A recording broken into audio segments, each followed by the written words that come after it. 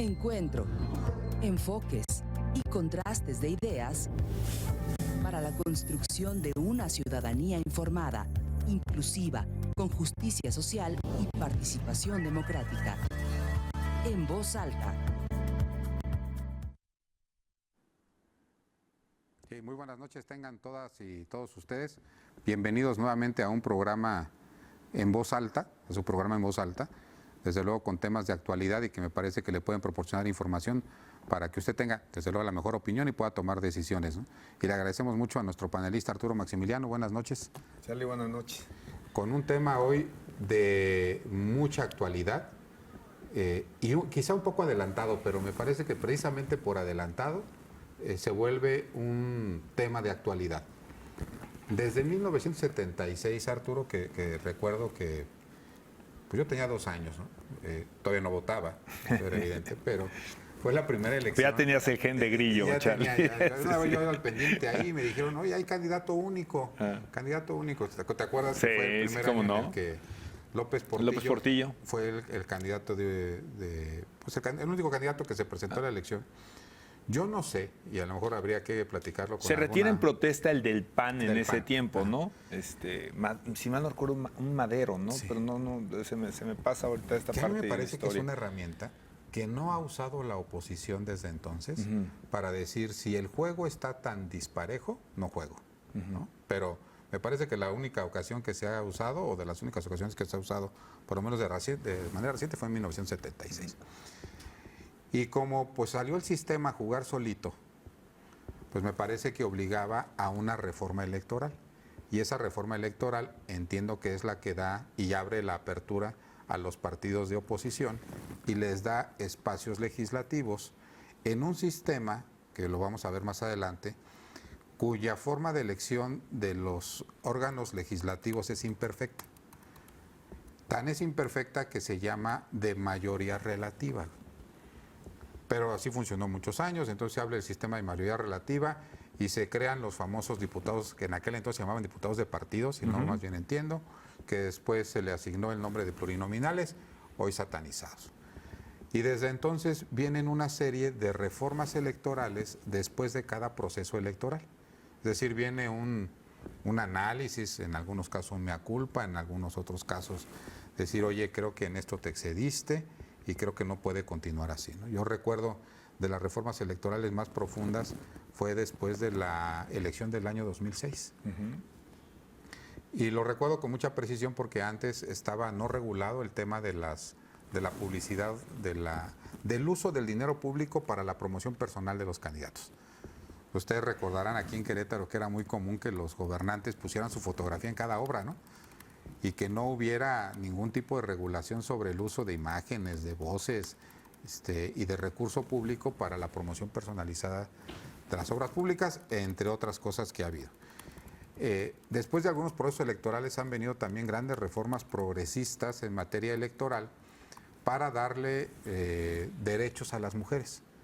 Yo recuerdo que la primera, en el tema de la equidad o igualdad, o como se llame, ahora lo que las mujeres pelean en materia electoral, empezó con el PRI, cuando el PRI pone en sus estatutos que se procurará que por lo menos el 30% de los cargos de elección popular se asignen a mujeres, y después vieron otros partidos con similares disposiciones y después cambiaron la procuración a garantizará, y después este sistema se llevó a la ley.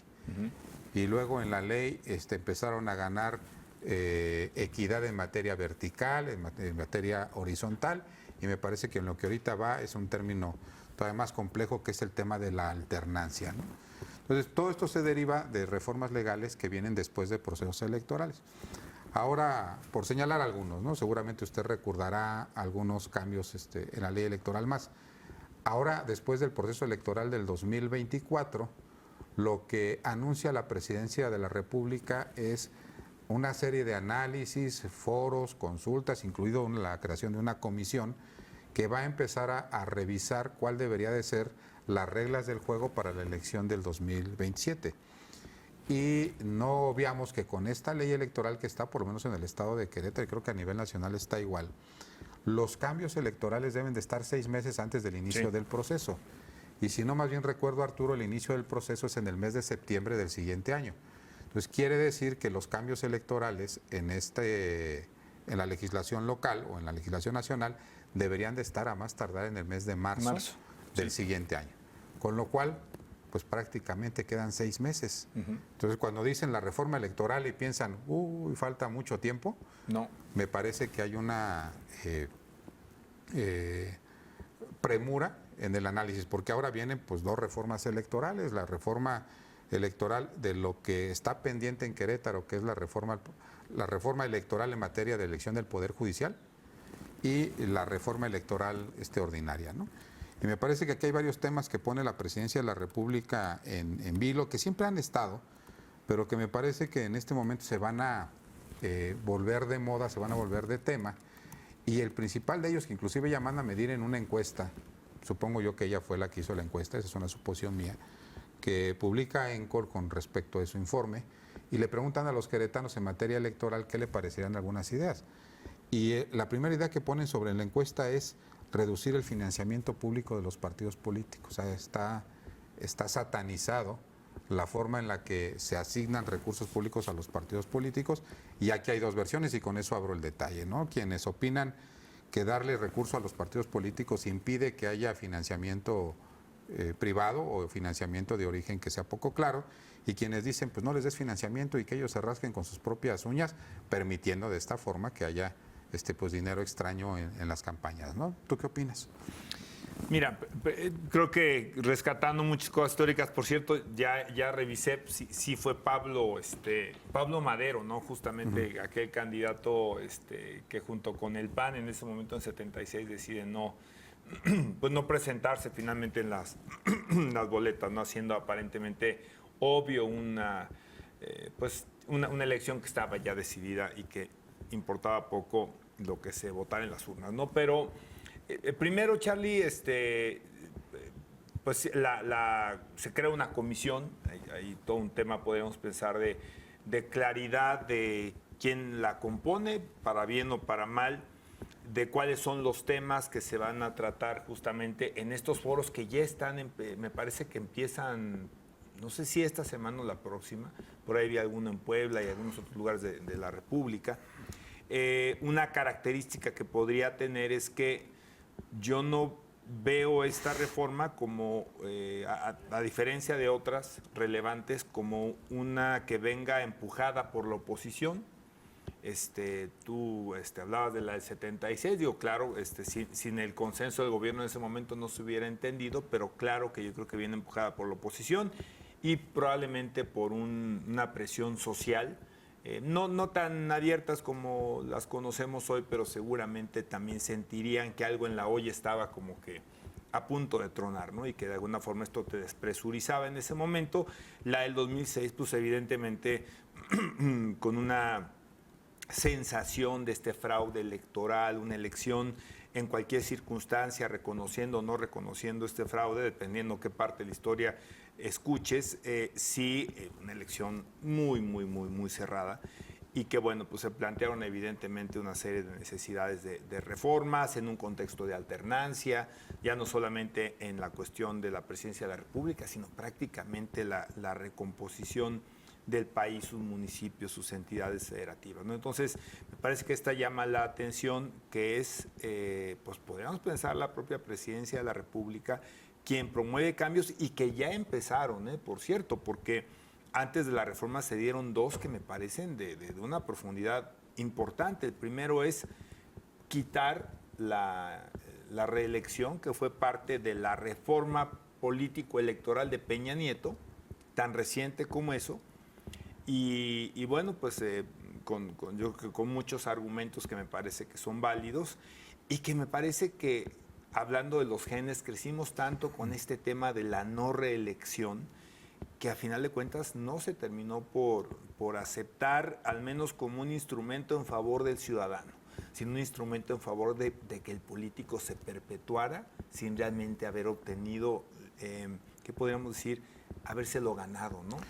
Pero sí, ahí, digo, paréntesis, creo que en donde sí estaba dando resultado, lento, pero resultados en las presidencias municipales. Sí. Pero el rasero dijo, ninguna Todos. reacción. Donde no había dado resultados, donde no tenía mucho sentido, es en materia legislativa. Sí. Pero en materia de presidentes municipales creo que ahí va, pero es mi opinión. No, y mira, yo creo que aún en materia legislativa podría haber, no conozco un solo caso, pero cuando estás metido en las tripas es tan amplia el catálogo de reformas de fondo cuando quieres replantear. Recientemente platicaba con algún amigo, un gran abogado, el tema de la justicia en Querétaro y todo lo que implica, ¿no? La parte administrativa, inclusive si te vas a los elementos temáticos, penal, ambiental, el propio Poder Judicial, etcétera. Decíamos, es tan amplio que para presentar una reforma en el Poder Legislativo local tendríamos que ir por etapas, por bloques, ¿no? Es amplio, pero no conozco realmente un proyecto claro donde efectivamente el poder haber trascendido de una legislatura a otra haya hecho que se llevara a buen puerto una reforma integral de algo, ¿no? Pensando. Entonces creo que tiene razón. Y en los municipios, pues sí, la verdad es que la vida compleja también del quehacer municipal, ya en ciudades medianas a grandes, pues hacía interesante la posibilidad precisamente de poder continuar en el encargo, tener la oportunidad de ser reelecto para el cargo, si a la gente le habían gustado las políticas, que a veces sí es más sensible para el ciudadano, es más claro qué está haciendo bien o qué está haciendo mal. Yo siempre te platiqué mis asegúnes, los comenté aquí en el programa, que era la utilización de recursos públicos y sobre todo de personal de las presidencias municipales como, pues digamos, soldados de campaña, ya fuera disfrazados con este argumento de la solicitud de licencia, en fin, una serie de cuestiones, pero bueno, no son los temas. Entonces, bueno, eso se quita antes siquiera de entrar a la creación de esta comisión presidencial. Y la otra que yo creo que ha tenido una recepción muy importante, Charlie, me parece que es un tema que no digo que sea hecho solamente por popular, sino por reconocer la problemática, es el tema del nepotismo, no terminar con el nepotismo, donde se pasaban los cargos, ahí sí creo que particularmente, pero no exclusivamente, en las presidencias municipales, que es luego donde menos se detecta, quizá para los medios nacionales es más claro en las gubernaturas, pero hay unos casos de horror en las presidencias municipales, ¿no? Entonces, bueno, pues ya se arranca con esto, pero luego hace la propia presidencia retomando asuntos que se platicaron en campaña, inclusive antes de campaña escuché a la presidenta en esta discusión sobre los plurinominales, que si deberían desaparecer o no. Y bueno, pues se arma una serie de temas que me parece que han estado en la discusión pública por mucho tiempo: el financiamiento de los partidos, efectivamente los plurinominales, el voto electrónico, ¿no? Como un elemento el cual está contemplado, pero realmente su aplicación práctica pues creo que es nula, ¿no? Con muchas dudas. Sí, y con dudas, ¿no? O sea, de cómo podría funcionar. Y creo que la ley se tendría que encargar en un momento dado de blindar para que no sea esto al rato un tema que pueda generar más dudas todavía sobre los temas de cómo se practicó la democracia en un momento dado, de los OPLES, ¿no? De los organismos locales, si deben existir o coexistir con una autoridad nacional como el INE, de los tribunales locales, el método de elección vía el Senado, pero que también la intervención de los gobernadores y que entonces se vuelve en una primera instancia, pues que prácticamente ya sabes que vas a acabar llegando a la sala regional, ¿no? En fin, o sea, son temas que los hemos platicado muchísimo quienes andamos en esto y quienes lo estudian, ¿no? Pero fíjate, una es, dice, bueno, busco el profesionalismo de los diputados locales y busco el profesionalismo de las administraciones municipales. Ese me parece. Esto en la reelección. En la reelección, que es, parece ser un argumento bonito que a la gente le vende, dice, bueno, vas a tener ya funcionarios que al estar 3 o 6 años, o que tenga posibilidad de 6 años, vas a poder ratificarlos y entonces la administración pública va a mejorar. Pero en esta partidocracia en la que vive nuestro país, imagínate, Arturo, siendo tú presidente de un partido, pues te hace un tapón de incentivos. Claro. O sea, ¿por qué? Pues porque vienen por generaciones o vienen por grupos políticos y te dicen, yo quiero ser diputado. Pero pues aquí en el caso de Querétaro tenemos diputados que han sido 4 veces. Entonces imagínate esperarse 12 años. 4 veces seguidas. Seguidas, sí. Esperarse 12 años un cuadro de un partido político para que él agote sus 4 reelecciones. Entonces, quiere decir que un político agota su vida política en 2 ocasiones. Quiere decir que tiene que esperarse de 24 a 36 años, esperar si puede ser o aspirar a ser diputado local. Igual en el caso de las presidencias municipales. Me parece que le ponía una presión impresionante a los partidos políticos para saber exactamente en dónde ponían tantos cuadros, ¿no? En el caso de las presidencias municipales, pues, tradicionalmente, lo que quiere un militante de un partido político es apoyar a un candidato y después acompañarlo en el ejercicio de gobierno para el ejercicio de un programa de acción. Entendámoslo así para no decir que andan buscando chamba, ¿no? De forma muy elegante, es decir, yo participo en un partido político, tengo una ideología, gana mi proyecto y entonces yo aspiro a ser parte de ese gobierno para llevar a cabo mi programa de acción, ¿no? Entonces, que no es chamba. Y pues eso no se da porque los equipos pues efectivamente no se repiten, ¿no? Entonces me parece que ahí hay un gran tema entre lo que es la partidocracia y lo que realmente beneficia a las personas, ¿no? Y luego están los demás temas, ¿no? Que irlos diseccionando uno por uno. Yo no estaría a favor, Arturo, de que los recursos públicos de los partidos dejaran de existir. Pero es una tentación, y también no dejarás de observarlo, que cada vez que llega un partido político que se siente mayoritario, lo primero que pide es una reducción del dinero que recibe la competencia. Eso es de cajón, ¿no? Uh-huh. Cuando gobernaba el PRI con Peña Nieto, hubo una iniciativa similar. Cuando gobernaba el PAN con Calderón y con Fox, hubo una iniciativa similar. Y ahora que gobierna Morena, dice, bueno, pues entonces que los partidos tengan una cantidad menor de recursos. Yo no sé si eso fortalezca el sistema democrático o lo debilite. O si por el otro lado le dices, ya no vas a tener recursos públicos, pero aminoras y disminuyes las personas que pueden aportarle a los partidos políticos, entre ellos abrirle la puerta a las personas morales, a las personas jurídicas, ¿no? Uh-huh. Para que ahora sí sea transparente quiénes tienen interés en financiar un partido político, una ideología o inclusive empezar a legalizar el lobbying, que es estos intereses que tienen que ser abiertos sobre algunas personas que financian partidos políticos para que impulsen políticas públicas, ¿no? Te interrumpo rápidamente, Charlie, porque a mí me llama la atención que hay una palabra que no he visto que se mencione, el umbral, uh-huh. Porque aquí me parece que hay 2 fórmulas que no son excluyentes, pero, a ver, una es, ok, el partido se gasta dinero público, no parece aportar mucho a la ciudadanía,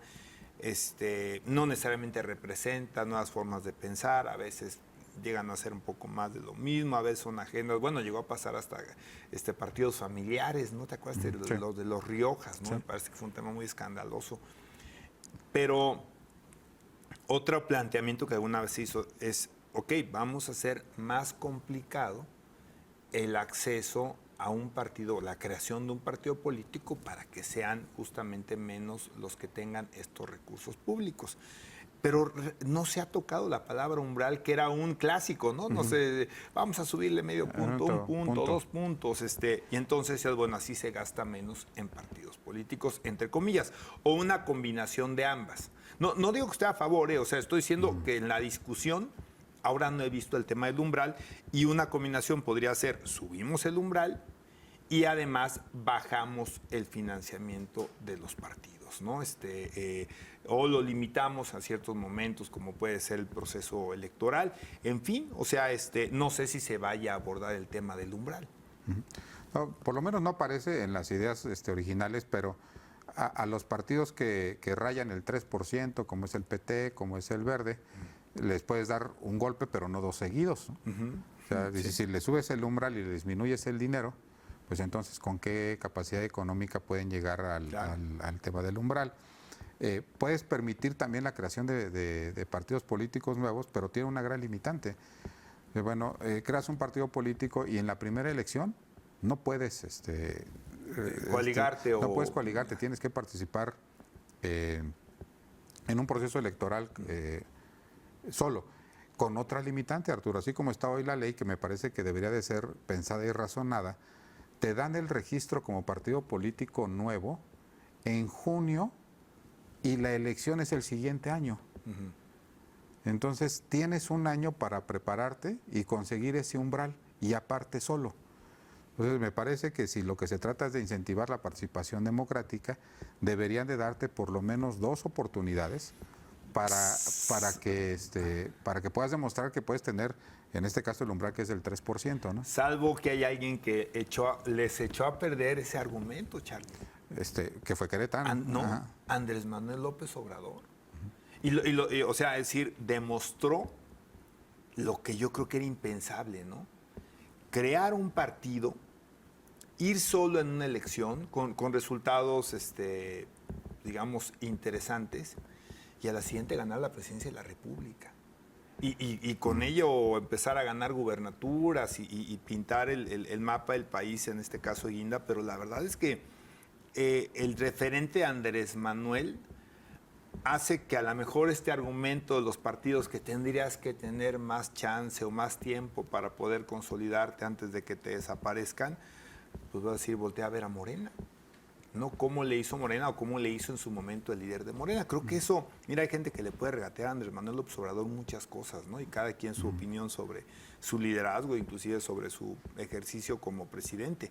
Lo que no le puede regatear es el liderazgo y la capacidad de convertir y de asumir ese riesgo de bajarse de del PRD, que era un partido pues, que no tenías que batallar con empezar otra vez prácticamente de cero, y poderlo llevar a las instancias que lo tiene hoy, ¿no? Con la segunda presidencia de la República, ¿no? Con nuevo liderazgo, la presidenta ahora Claudia Sheinbaum, pero vaya, pues con el país pintado de guinda, ¿no? Pues es un garbanzo de libra. Y la tentación de que, bueno, pues estos partidos regularmente de donde consiguen el recurso es del partido con el que se alían, porque si bien no es una alianza legal, si hay alianzas de facto, ¿no? Pues la clásica invita a los candidatos, juegas a la división y entonces ayudas a que los que te estén perfilando, los que tienen más posibilidades, al generar tu división en sus filas, pues pueden alcanzar el triunfo, ¿no? Aunque ello les signifique ser de una elección y después desaparecer, ¿no? Un punto interesante que puso Andrés Manuel hace algunos años y que hoy retoma uno de los puntos en la encuesta, que significa que lo tienen en la cabeza, Arturo, es la reducción de los órganos legislativos, tanto las legislaturas de los estados como los ayuntamientos, ¿no? O sea, reducir la carga administrativa y financiera de tener regidores y de tener diputados, que me parece que vendría un recorte para decir si tienes 40 diputados, recursos al 25, si tienes 25, o recórtale a 20. Yo no sé si se ha justificado en el término de los legisladores, porque pues en el caso de Querétaro ustedes representan en promedio a más de 130,000 personas. ¿Sí? Aunque un diputado federal anda arriba de los sí, yo cerca de los 400. De los 400,000. Sí. Donde yo creo que sí se justifica y es totalmente necesario es en el caso de los ayuntamientos. Porque hay ayuntamientos de 9, 10 integrantes con poblaciones de 25, 30,000 personas, y los mismos hay con poblaciones de más de 100,000 personas. Y en la universidad hace algunos años hicimos un estudio de lo que representaba el costo del órgano de gobierno en relación con el presupuesto, y la realidad es que mientras más pobre es el municipio, el costo del órgano de gobierno es una cosa que pesa mucho más. Aquí en Querétaro podrán decir hay 15 regidores, pero en relación de los 8,000 millones de pesos que tiene de presupuesto, lo que cuesta el órgano de gobierno es mucho menor que lo que cuesta en Jalpan o lo que cuesta en Arroyo Seco, ¿no? Y retomar aquel sentido que tenía el ayuntamiento, que hoy ha perdido, de que todos los integrantes del ayuntamiento deberían de representar algún sector de la población. Bueno, a ver, no sé si tú te acuerdas, pero me parece que hasta los principios de los 90 en Querétaro era un puesto prácticamente honorario. Honorario. O sea, no se cobraba, y en aquel sistema, con todas las deficiencias que tenía, sí procuraba llevar al ayuntamiento pues, un representante de campesinos, un representante de taxistas. Recordemos que durante muchos años, por ejemplo, Tremec, que era la fábrica ícono del estado queretano, de Querétaro, pues el líder sindical de Tremec prácticamente tenía pase directo al Ayuntamiento de Querétaro. Entonces, el Ayuntamiento de Querétaro más o menos tenía cierto grado de representatividad de actores sociales. Hoy dime uno de los regidores del Ayuntamiento de Querétaro que represente algo. ¿Pueden ser menos? Sí.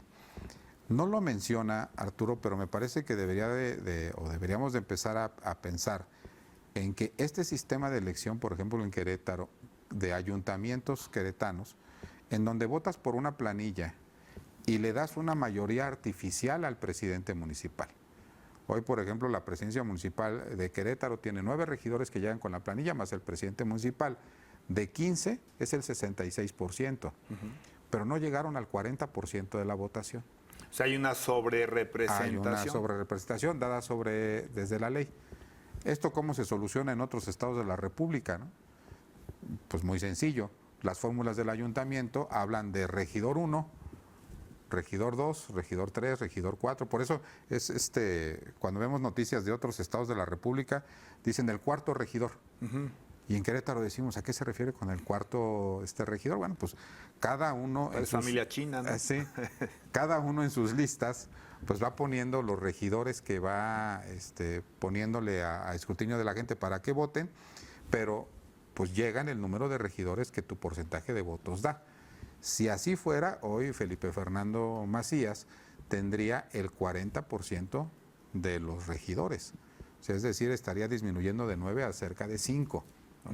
Y los otros estarían distribuidos en otras fuerzas políticas, y me parece algo muy interesante que no se debe de dejar ir en esta elección. Pero fíjate, yo ahí tengo una opinión que no sé si podamos alcanzar a lo mejor a sopesar, porque a mí me parece muy interesante que el fenómeno municipalista se aborde en la reforma electoral. O sea, me parece interesantísimo, y a lo mejor que nosotros nos involucremos más, y hablo aquí en el término de análisis, estudio, ¿no? En qué alternativa realmente hay para esta reforma que abarque también pues, este orden de gobierno tan relevante como los ayuntamientos. Pero me pongo a pensar lo complejo que sería la gobernabilidad, la astucia política, si quieres en la parte mala, los incentivos que tendrían que generarse.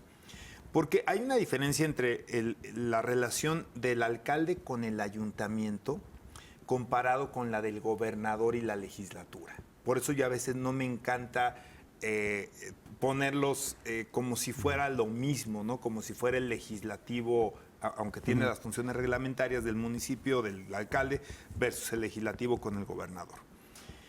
El ayuntamiento se tiene que ver por lo menos 2 veces al mes, por lo menos, para tomar decisiones fundamentales para el día a día de los, en este caso, de los municipios de Querétaro. El Ejecutivo con el Poder Legislativo, en realidad, hay un momento claro que es fin de año con el tema del presupuesto de egresos, algunos paquetes hacendarios y bueno, pues ya los municipios con sus leyes de ingresos. Y fuera de eso, si tiene que pedir un empréstito, en alguna propuesta de nombramiento donde tenga el Ejecutivo la facultad, y hay veces que hay unos que no les toca cada 3 años, 4 años hacer algún nombramiento de peso. Entonces, creo que el hecho de tener un cabildo en contra, no sé qué tan tortuoso, pero sobre todo qué efectos negativos podría tener en un orden de gobierno que es tan dinámico como el municipio, y que tuvieras tú, imagínate, a contrarreloj tratar de sacar asuntos con una minoría en el cabildo, y a costo de qué. Una cosa es la parte democrática, una es la socialización de los temas, el convencimiento de las bondades o de los beneficios para los ciudadanos, y otra es prácticamente el secuestro, que ha habido casos, que ha habido casos donde inclusive se voltean los regidores de un partido y empiezan a condicionar, y debo decir, empiezan a poner, en algunos casos, hasta precio por aprobación. Sí. Pues vamos a un corte, vamos a seguir con este tema de los municipios y de la posibilidad de que entren en la reforma electoral. No se vayan, regresamos en unos minutos. Regresamos. Regresamos en su programa En Voz Alta, nos quedamos con un tema bien interesante sobre el tema de si se debería de incluir algunas reformas electorales en el término del ayuntamiento. Arturo daba una reflexión muy interesante sobre la gobernabilidad que se pudiera perder en el caso de que, el presidente municipal electo no llegara con una mayoría garantizada en una planilla, y me parece que ahí coincido. Pero en el otro tema, Arturo, me parece que en la deformación del otro, y no nada más en este presidente, en particular en este presidente municipal que es Fernando Felipe Macías, cuando los medios le preguntan, oiga, ¿el ayuntamiento qué opina de esto? Y lo dice con todas sus letras, ¿no? Vamos a aprobar en el ayuntamiento esto. Cuando antes, en tus tiempos y en los míos, el presidente municipal, ¿qué decía, Arturo? Lo voy a proponer al ayuntamiento y le voy a pedir que lo apruebe. Hay tanta soberbia sobre lo que no puede hacer el ayuntamiento que los regidores del partido oficialista, tú los ves durante las sesiones, primero ves al presidente municipal clavado en el tema del teléfono, ¿no? Y los otros presidentes y los otros regidores en espera de lo que le diga el presidente municipal, y los regidores de oposición haciendo lo propio. Me parece que es una deformación del tema de la mayoría que tiene el presidente municipal y que se ha dado en los últimos años. Hace 9 años le quitaron el 80% de las facultades para nombrar funcionarios al ayuntamiento. Entonces me parece que estas grandes mayorías que se han construido tanto en la legislatura como en los ayuntamientos han ido minando las facultades de los regidores en los ayuntamientos. Bueno, ahí hasta el nombre les cambiaron, ¿no? Hoy veo de forma ridícula y absurda llamarlos cabildos, ¿no? Sí, sí, ahí hay como que de repente los que les molesta la denominación clásica, que es presidentes municipales, regidores, síndicos. Y ahora en Ciudad de México, a partir de que las delegaciones se convierten en alcaldías, que no presidencias municipales, porque se les arruga el pedigrí, como decía mi papá, pues entonces allá los llaman alcaldes y concejales. Concejales. ¿No? Suena muy... ¿no? Porque técnicamente no es un estado. Ajá, y, sí. Ajá. O sea, y no son un orden de gobierno. En fin, pero creo que de repente también se quieren pues, tomar estos temas de denominaciones que pues a veces se pueden manejar de forma indistinta. Lo que no se puede manejar de forma indistinta, y creo que tiene que ver con tu comentario, es que se ha perdido mucho esta claridad en lo jurídico, en lo político y en lo social, porque no es un tema tan permeado, que no es lo mismo municipio que ayuntamiento. Y para no ponerlo muy complicado, porque no lo es, pues el municipio es la administración pública municipal, con sus secretarios, con su presidente municipal, y el ayuntamiento es pues, la reunión de tus regidores, de tus síndicos y de tu alcalde para votar sobre los temas de fondo de la administración, y que ya a partir de que se aprueben esos acuerdos, conocidos acuerdos de cabildo, pues ya tienes a una serie de áreas ejecutoras que encabeza el presidente municipal. Y lo que he visto es que efectivamente en varias alcaldías se ha dejado de observar el tema de lo que debe aprobar los ayuntamientos y plantear decisiones como más políticas, asumiendo que el presidente municipal tiene las facultades para hacerlo por su cuenta, y no las tiene, ¿no? Yo hice una crítica constructiva, y sí existen, a esta salida de los alcaldes panistas metropolitanos de un cabildo metropolitano, ¿no? Sí. Y dije, bueno, fíjate las ironías del término. El único que no intervino aquí, o los únicos que no intervinieron aquí, fueron precisamente los integrantes de ese cabildo ayuntamiento, ¿no? Cuando además el artículo 115 constitucional y todas las leyes locales que derivan del mismo establecen la existencia o la posible existencia precisamente de estos organismos que sean constituidos entre varios municipios a partir del acuerdo de sus ayuntamientos. O sea, ahí les faltaba, pues primero consultar a los ayuntamientos y entonces luego sí ir a un elemento mucho más acuerpado política y jurídicamente que sí pudiera constituir pues un órgano metropolitano.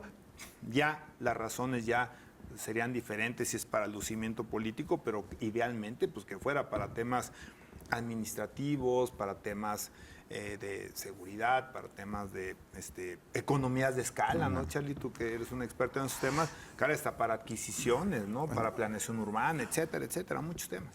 Después de que a ustedes con Rolando García les tocó la creación del Instituto Municipal de Planeación, que también a veces son por modas, ¿no? Porque de repente se dio esto... Había una tendencia hacia los institutos de planeación. Lo hizo el Marqués y después lo hizo el municipio de Corregidora. No sé si en ese orden, pero los dos lo hicieron. Corregidora fue el primero. 2012-2015 se intentó hacer el Instituto Metropolitano de Planeación, que no era otra cosa más que la desaparición de los institutos municipales y hacer un órgano... pues sí, no sé si para estatal o para municipal o para estatal con participación en el órgano de gobierno de los municipios que lo integran, y juntaron en el caso de Huimilpan por ser un municipio conurbado. Un año se trataron todas las charlas y las pláticas y se detuvo en que se necesitaba una reforma constitucional y de ahí no pasó. No prosperó.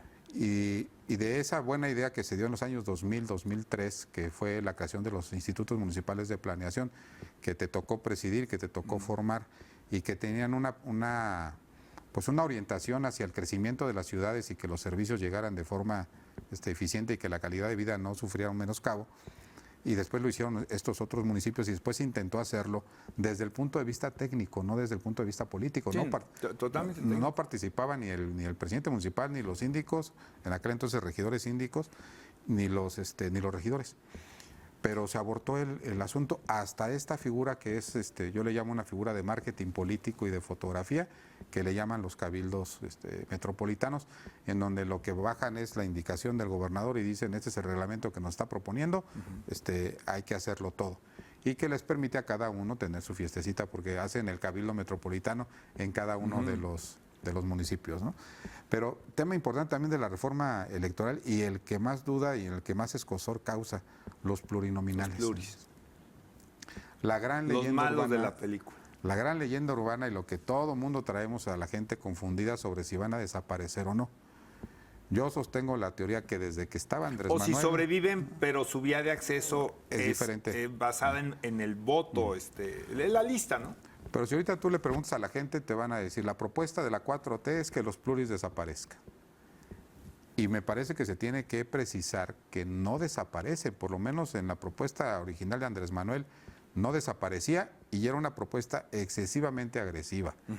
Decía, los que desaparecían en esa propuesta original eran los de mayoría. Eran los de mayoría y entonces todos los queretanos tendríamos que presentar en las elecciones federales a votar una lista de 6 candidatos del PAN, ordenados en forma prioritaria, del PRI, de Morena, del PT, etcétera, o de las coaliciones que se dieran, y que dependiendo del número de votos que se tuviera, ese es el número de votos que se le asignaba. Entonces, más bien desaparecían los de mayoría relativa, pero desaparecían los pluris. Cuando esto se llevó a los partidos, pues dijeron quién va a querer ser el sexto, ¿no? de la lista, y cómo es que el sexto puede hacer el esfuerzo necesario para sumarle votos al primero, y cómo el primero puede arrastrar en sus votos hasta llegar al sexto. Entonces, me parece que el sistema por distritos garantizaba más que hubiera esfuerzos individuales y causó cierto grado de rechazo.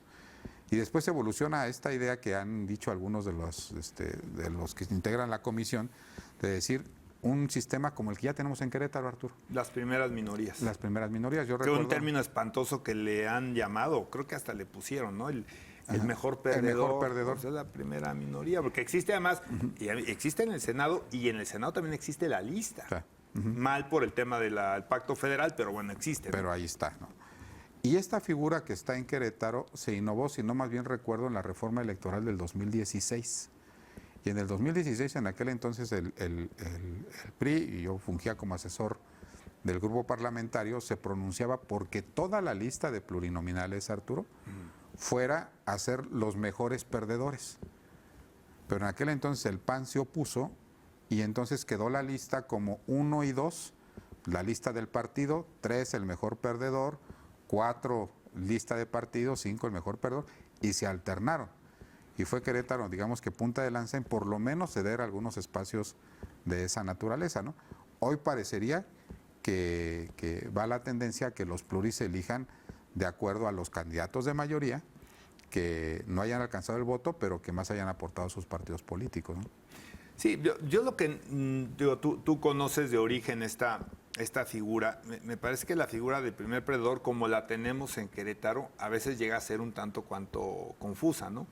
Y yo no sé si al momento también de llegar a los tribunales federales, pues de repente puedan cometer algún error jurídico al entender poco la figura como está planteada en Querétaro. Entonces, pues habrá que ver si hay esta reforma. Lo que me parece claro, por dejar con el auditorio, ¿no? Y no sé si hay algo que tú tengas diferente a lo que voy a comentar, es que si prospera en lo federal, prosperará en lo local. Es decir, el mismo modelo que se implante para lo federal, pudiendo ser las primeras minorías, lo vamos a tener en lo local, Charlie. Sí, pero imagínate, vamos a ponernos a lo federal. ¿Quiénes tendrían que salir a campaña en la siguiente elección? Pues yo creo que los rentables. No, pero... ¿O a qué te refieres? Bueno, te voy a poner en el caso del Partido del Trabajo, ¿no? ¿Quién tendría que salir? Porque ya no podría ser pluri, porque sabemos que claro, hoy es candidato, sí. Hoy es senador plurinominal en la Cámara de Senadores, y desde luego ahí va a saltar a la plurinominal de diputados. Tendría que ir de mayoría el profesor Anaya. En este mismo esquema y en la eternalización que ya tiene Alejandro Moreno en el PRI, tendría que ir por un distrito y luego someterse a intentar ser uno, ganar el distrito o ser de los mejores perdedores para que pueda alcanzar a llegar a la plurinominal. Igual Marco Cortés, igual Ricardo Anaya, igual Gerardo Fernández Noroña. O sea, todos ellos que se refugian en las plurinominales, pues prácticamente se las asignan, sin restarles méritos, porque también la función de partido... Es lo que te iba a decir, ¿no? A lo mejor hay perfiles, ¿no? La función de partido, te voy a poner un ejemplo que se tenía muy tradicional, ¿no? Al secretario de elecciones de cualquier partido se le garantizaba una pluri. Porque si todos los sacas a la calle a competir, pues ¿quién se va a quedar a hacer el trabajo de partido? Y el trabajo de partido entonces se queda sin incentivos, ¿no? Entonces me parece por eso justificaba que el presidente del partido que se dedicaba al 100% o es candidato o es presidente del partido. Entonces por eso se le garantizaba una pluri en el sistema político mexicano. En este nuevo esquema, pues ese sistema ya no existiría. No, otros perfiles, ¿no? A ver, don Porfirio Muñoz Ledo, ¿no? Yo no me lo imagino en sus últimas etapas como legislador y con toda la brillantez que le caracterizaba y la experiencia y ¿no? la preparación, el sarcasmo y la ironía de su sapiencia, pues no me lo imagino saliendo a hacer campaña, ni siquiera aceptando hacerlo, ¿eh? Ya no digas, no sé si físicamente estaba en condiciones para grandes recorridos, pero claramente, o sea... Parece que vamos de avanzada, pero a veces los chinos nos llevan un poquito más de avanzada, ¿no? Hay una tendencia en el gobierno chino que me parece que tiene grandes ejercicios de organizar su gobierno.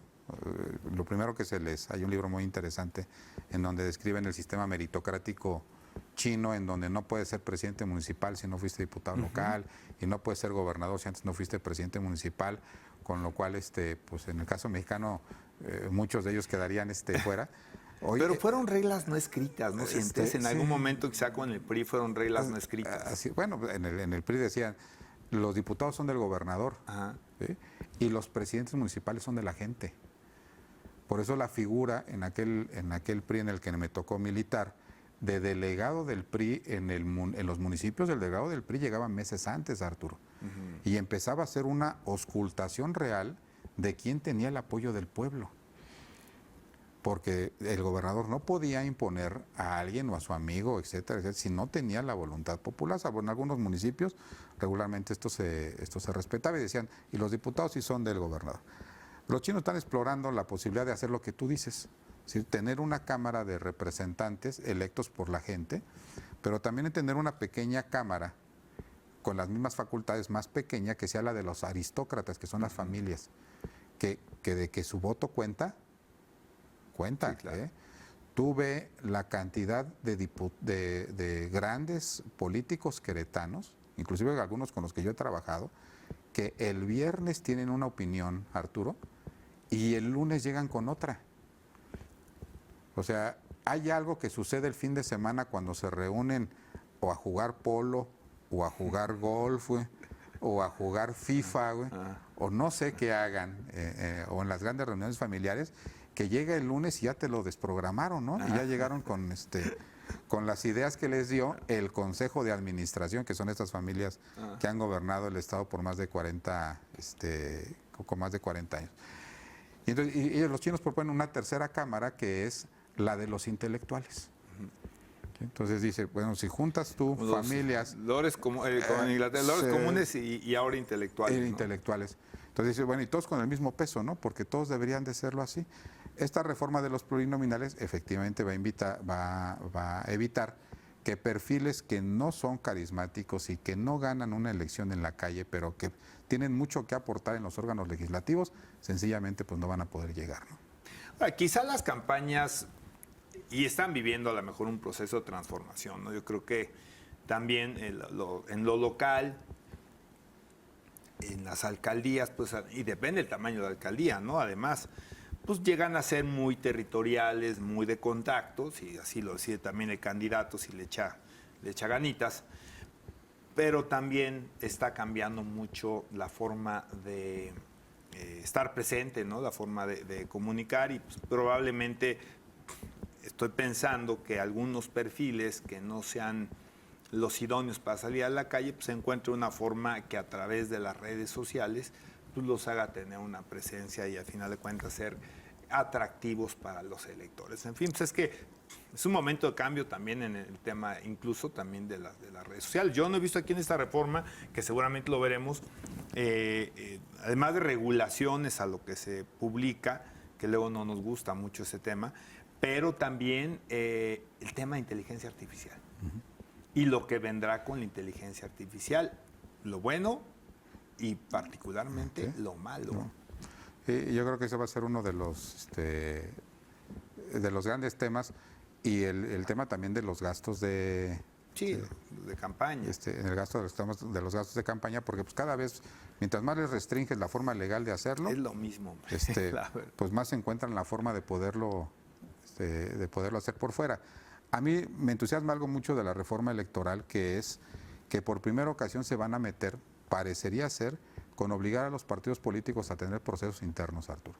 Es las primarias, claro. O sea, el fortalecer desde la ley, el ejercicio de las primarias, porque lo que sí ha sucedido en los últimos años en todos los partidos políticos, en el PRI, en el PAN, en Morena, en todos, en el Verde, en el PT, que todos hicieron de uso común la designación como la forma general de la designación de candidatos.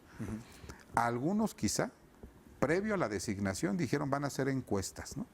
Pero todos tienen en sus estatutos que sean designaciones, y se vino otro fenómeno que todavía es más peligroso, que fue la centralización de las decisiones en los comités ejecutivos nacionales, con lo cual se hacían verdaderas romerías de los estados, del estado de Querétaro, de las otras 32 entidades, hacia la Ciudad de México, a ver 3 o 4 personas que te tenían que poner el dedo para que tú fueras. Y no había forma, Arturo, no había forma de que tú les dijeras, tengo el apoyo de los queretanos o de las bases de mi partido de Querétaro.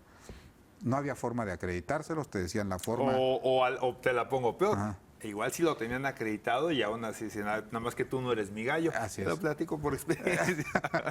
Pero entonces, me parece que pero no eres de tú. lo que yo más voy a impulsar es en el tema de la transparencia en la designación de candidatos. Aún así que sea por encuesta. Mixta. Aunque sea por encuesta, para limitar la participación de los candidatos, y que después se privilegie el acuerdo político, porque me parece que ordenados todos caben, pero sí se les tiene que quitar el control central de la designación de los candidatos a los partidos políticos. No sé cómo andemos de Charlie, ya más 30 segundos. Hay una fórmula mixta que es, que también he visto algunas propuestas, que ya tiene tiempo, esto no es nuevo, de tener 20 años, 10 años, dependiendo en qué momento se ocupa esta discusión. hacer un filtro con votación interna, es decir, una elección de la militancia, y luego hacer un cruce con una encuesta para medir también la rentabilidad externa. Dos temas, Charlie, uno que empiece a escucharse y otro que no lo veo en la reforma electoral, no está listado y no sé si se va a tocar. Primero, Poder Judicial, la posibilidad de que no sea concurrente en el 27, la posibilidad de adelantar las elecciones del Poder Judicial en los estados y probablemente también las federales. Dos, revocación de mandato. El presidente López Obrador dejó alguna posibilidad de bajar el umbral, el porcentaje para que fuera vinculante. Creo que no bajarlo de las firmas porque de por sí es bajo 3%, pero por lo menos para que sea vinculante. Y que pudiera ser en el próximo y trascenderá las entidades. Proceso electoral. Bien, pues muchas gracias. Les agradecemos el favor de su atención. Desde luego, pues este tema va a estar en boga los próximos 6 meses. Aquí los vamos a mantener actualizados. Que pasen buena noche.